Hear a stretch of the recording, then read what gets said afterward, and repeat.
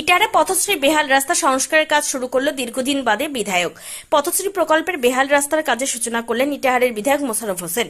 ইটাহার থানা শ্রীপুর জাতীয় সড়ক থেকে দুর্লভপুর অঞ্চলে দুর্লভপুর বাজার হয়ে ঘুঘুডাঙ্গা হয়ে পতিরাজপুর অঞ্চলে যাওয়ার 10 কিলোমিটার পাকা রাস্তা বেহাল দশা অবস্থায় পড়েছিল।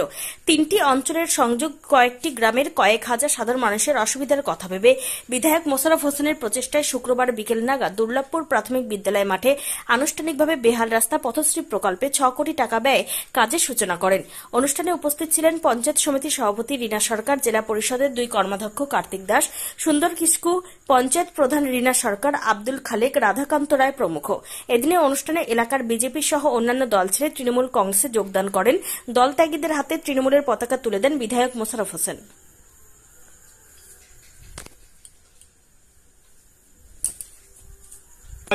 আপনাদের পতিরাজহাট পর্যন্ত একটা রাস্তা, যেটা আমাদের খুব মূল্যবান রাস্তা। এটা অঞ্চলের এই সংসদের মেম্বার বীরেন্দ্রনাথ বর্মন ঝরুদা। আমি সর্বপ্রথমেই দুর্লভপুর অঞ্চল তৃণমূল কংগ্রেস